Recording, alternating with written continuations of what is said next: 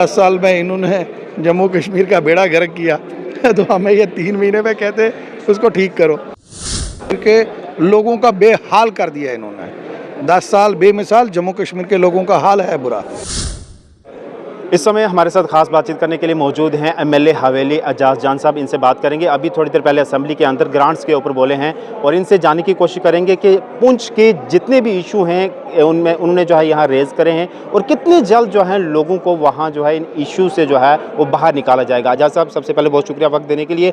मुझे ये बताइएगा, आज आपने जो है वहाँ बहुत सारे जो है इशू उठाए हैं, जैसे कि राशन की बात करें और ट्रांसपोर्ट की बात करें, बाकी और बहुत सारे ऐसे मुद्दे हैं लोगों के जो इस समय लोग परेशानियों में जूझ रहे हैं, उनके मसले जो है हल नहीं हो रहे। कितने जल्दी इन लोगों को जो है इन मसलों से जो है वो हल किया जाएगा और निजात दिला जाएगी? देखिए, सबसे बड़ा जो मसला ये है कि 2012-13 में फूड सिक्योरिटी बिल जो है वो लाया गया गवर्नमेंट ऑफ इंडिया ने दिल्ली में, और 2012 के बाद 2014 तक लगभग 3 साल जम्मू कश्मीर के अंदर जो हमारी तब की सरकार थी, जिसको उमर अब्दुल्ला साहब इसकी क़यादत करते थे, हमने उस बिल को यहाँ पे नहीं लाया इस रियासत में, क्योंकि उस बिल के आने से हमारे रियासत के लोगों को नुकसान होता। लेकिन जैसे ही 2014 में हमारी गवर्नमेंट गई, 15 में जब पीडीपी बीजेपी की सरकार आई, उन्होंने फूड सिक्योरिटी बिल को पास किया, जिससे एक दस्तखत के साथ जो पीडीपी और बीजेपी की सरकार ने किया, उस एक दस्तखत के साथ जम्मू कश्मीर के तमाम एपीएल के लोग जिनको राशन मिलता था वो राशन कट गया, बीपीएल कम हो गया, और मैक्सिमम जो जम्मू कश्मीर में आज जो प्रॉब्लम्स आ रही है वो उसी बिल से आ रही है, वो जो यहाँ इम्प्लीमेंट किया है। उसके लिए मैंने ऑनरेबल मिनिस्टर साहब को कहा कि बीपीएल के राशन को जो है उसको बढ़ाया जाए, और साथ साथ एपीएल के जो लोग हैं उनको भी राशन जो है वो दिया जाए, जैसे पहले जम्मू कश्मीर में दिया जाता था।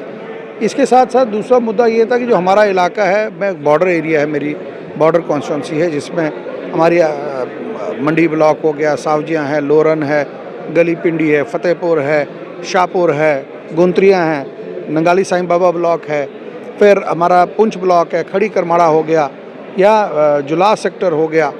पुंछ शहर की बात करूं, सिटी की बात करूं, हमारे वहाँ पे एसआरटीसी की सिर्फ एक गाड़ी चलती है। उसके लिए मैंने इनको गुजारिश की कि कम से कम 10-12 गाड़ियाँ जो है उस इलाके में दी जाएँ।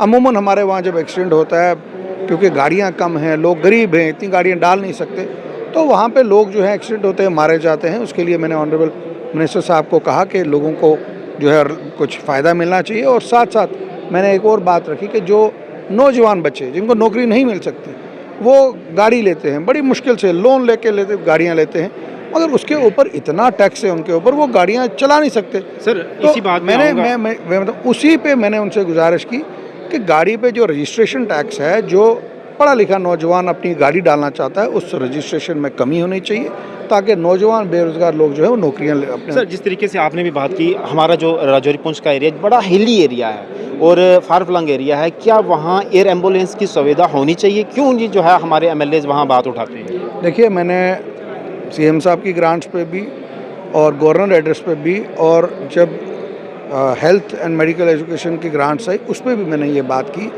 कि एक पीर पंजाल में तो ज़रूरी है ही, हमें एक एम्बुलेंस जो है जम्मू कश्मीर को चाहिए, और इसके लिए मैंने डिमांड की। सिर्फ मैं ही एक मेंबर हूँ जिसने वो बात की।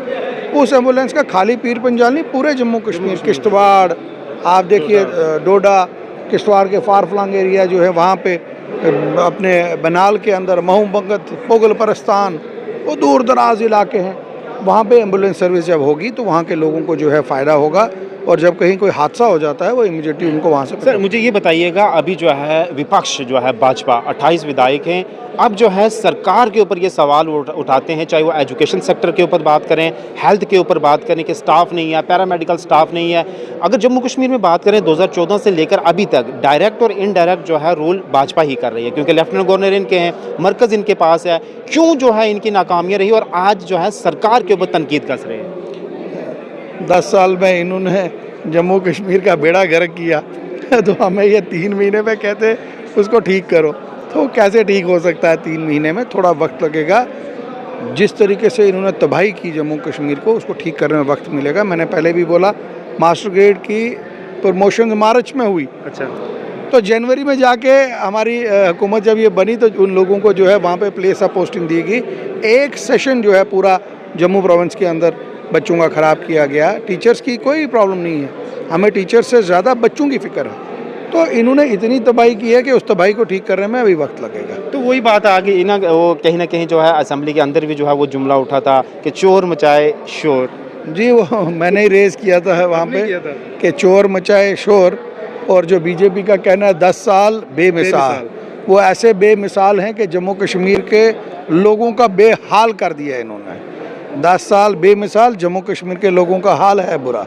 चलें जी, बहुत शुक्रिया। तो जिस तरीके से जो है एमएलए हवेली एजाज जान साहब हमारे साथ इन्होंने बात की, और बहुत सारे राजौरी पुंछ के जो है इन्होंने मसले खासकर पुंछ के अगर राशन की बात करें और ट्रांसपोर्ट की बात करें तो वो बड़ी ही जो है कम सुविधा है। इन्होंने बोला कि वहाँ जो है ट्रांसपोर्ट की फैसिलिटी को बढ़ाया जाए, यानी कि गवर्नमेंट ट्रांसपोर्ट की। देखते हैं अब कितना जल्दी सरकार इनको पूर्ण करती है, और आप लोग जो है अपनी राय कमेंट सेक्शन में ज़रूर रखें। धन्यवाद।